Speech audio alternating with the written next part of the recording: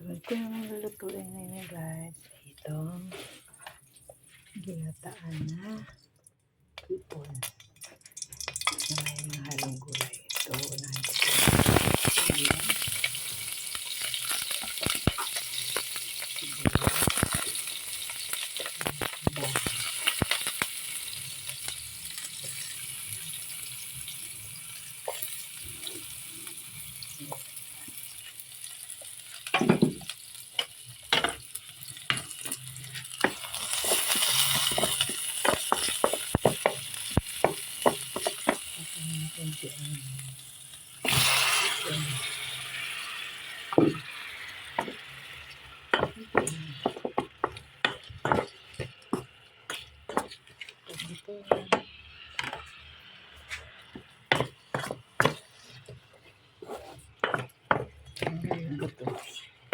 Mag-orange na siya.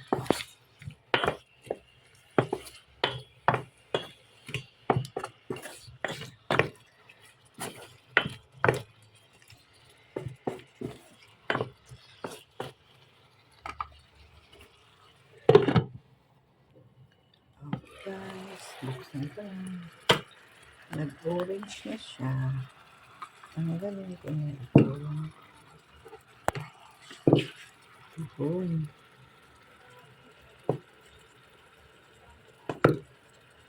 Tapos lagyan ko ng gata. Paihalo ko na. Ilagay ko na yung mga gulay. Maya ito.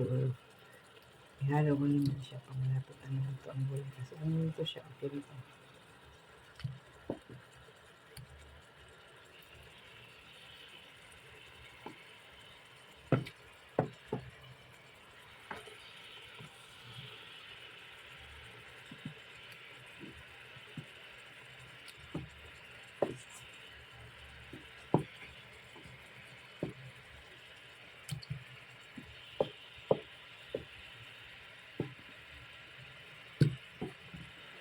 Okay. Ilagay ko yung pangalawang gata. Pag kulo niya, ilagay ko itong mga gulay.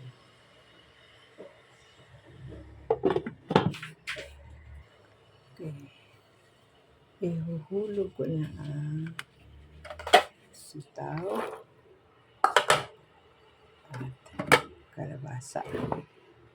Kunti lang iluto ko, sa 10. Tabi-din ko ang kalabasa, 10 ang sitaw, tapos 10 sa luyot. Kasi kunti lang kami kakain, tatlo lang.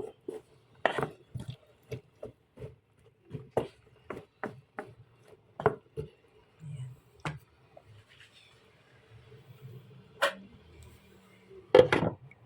Okay guys, ihahalo ko na ang sayote. Saluyot. Pati ito, hipon. Yan.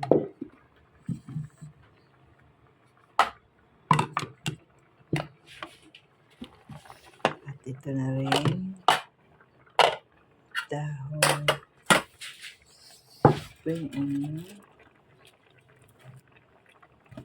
Pasil.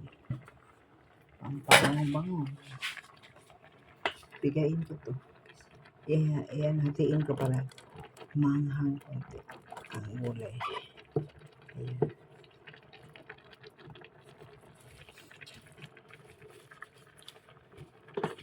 Matagal din to sa luyot lutuin eh. Tigas kasi ang ano yan, yung sa midrib ng dahon. Tigas.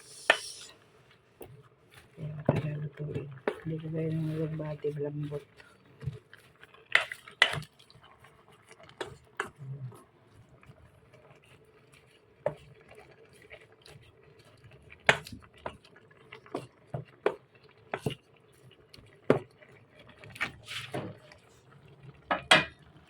Paano saglit?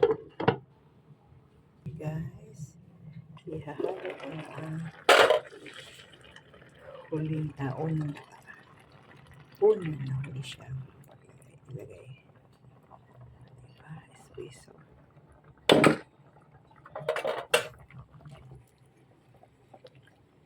Ginataang gulay na may halong hipon. Sarap guys, no?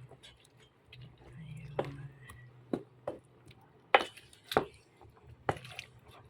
Mamaya ko lang tikman kasi bago pa lang nilagay ang hilaw pa. Paluto.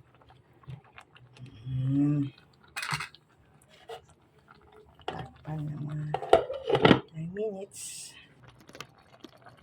So guys, lagyan natin ng kunting asin kasi yung hipon kanina minarinate ko yan sa asin, paminta. Ayan. Baka kulang.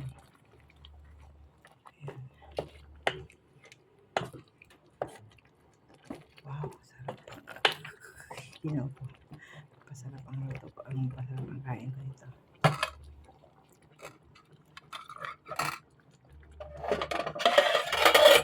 Konti guys. Man ko konti ang lasa. Kasi mo siya. Wow. Sarap pa.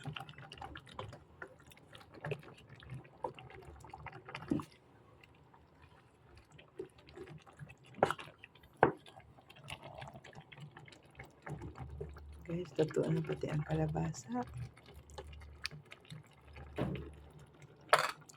Yummy! Thank you for watching my videos every day. Sana nagustuhan nyo yung na-upload ko araw-araw. God bless.